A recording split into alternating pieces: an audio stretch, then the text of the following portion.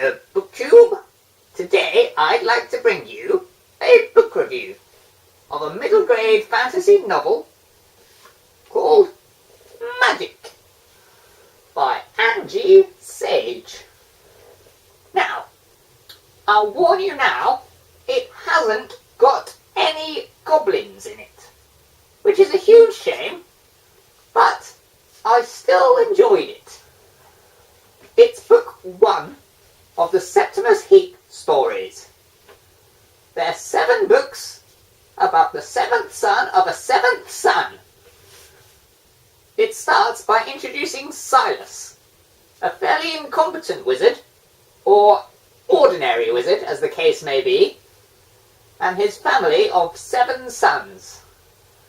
The book begins with quite a lot going on. In that first chapter, Silas's newest son, a newborn baby named Septimus, dies. Except, obviously, he doesn't die, because the entire series is named after him. The deceased infant is replaced by a newborn girl that Silas finds in the snow. The reader's not really held in any suspense as to the fact that this young girl is the daughter and heir of the assassinated queen, who's killed along with the extraordinary wizard, a character named Alpha, who's friend and mentor to Silas. However, that's not the end of Alpha's part in the story. He plays a key character throughout, in the form of a ghost, bringing a comedic tone to the book as he plays a series of practical jokes on the bad guys, namely the Supreme Custodian and the evil necromancer Dom Daniel. Anyway, the majority of the book takes place 10 years later. The bad guys have been in power for a decade, and they've been hunting the infant princess for all of that time. At the princess's 10th birthday, it all begins to unravel for the Heap family, and that's where the adventure really starts, with the Heaps' struggle to keep their adopted daughter, the rightful queen, alive. Now, goblins hate spoilers. Hate them. So, I'm going to avoid talking about any more of the plot, and instead I'm going to talk about some of the characters. There are quite a lot of named characters in this story, but it really only follows a handful of them. While there are 7 children in the Heap family, 5 of them and the mother barely get a mention, which is probably a good thing, else there'd be too many characters in this book. Now, one of the main characters that this book does follow is Jenna.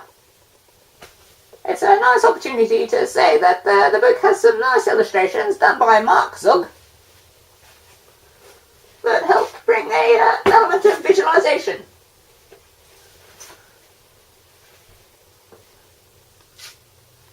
Now, Jenna is the youngest of the Heap family and the princess who took the place of Septimus.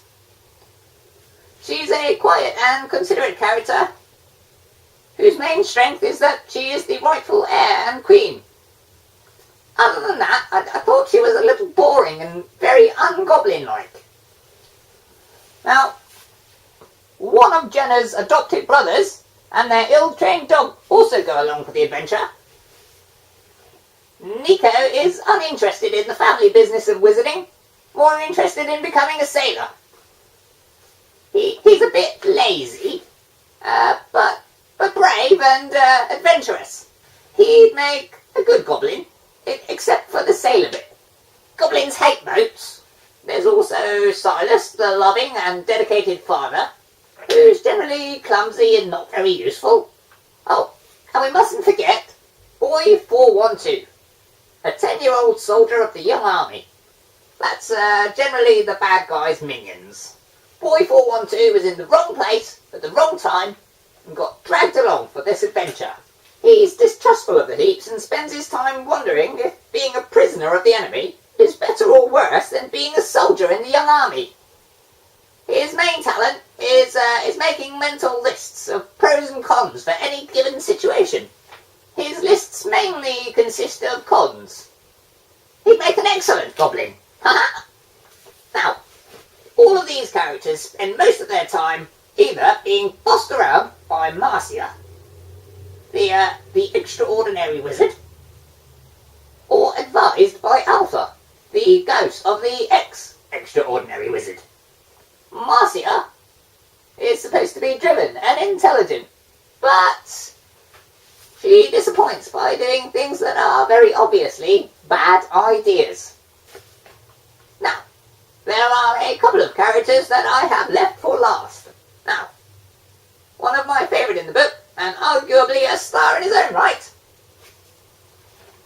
Bogart. He's a Bogart, named Bogart. It's a very good name, I think.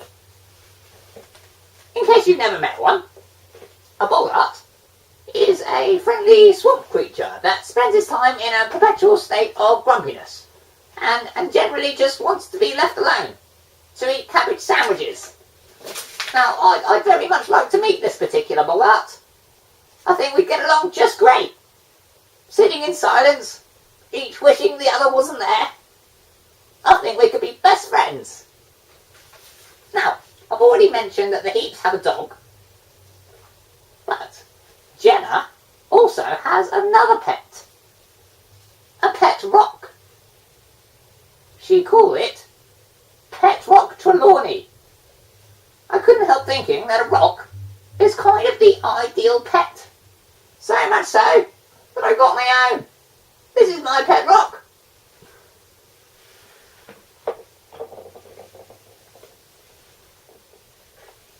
I've called him Softy.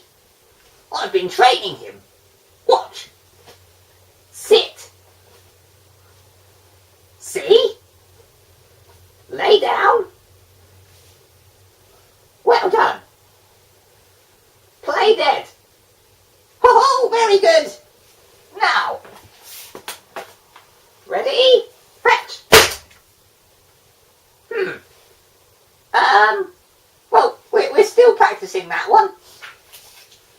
Anyway, as I said, I rather enjoyed this book. It's a simple read with some likeable characters and a plot that flowed okay. A good middle grade book, I suspect, is a very hard thing to write. To be really good, it needs to be suitable for younger readers, yet still appeal to older readers.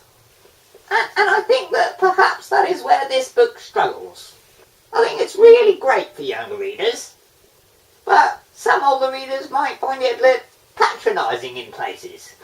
So, it depends on how sensitive to that sort of thing you might be. If you generally enjoy middle grade fantasy, then this is definitely worth a try. I'm sure I will be reading more of these Septimus Heap books in the future.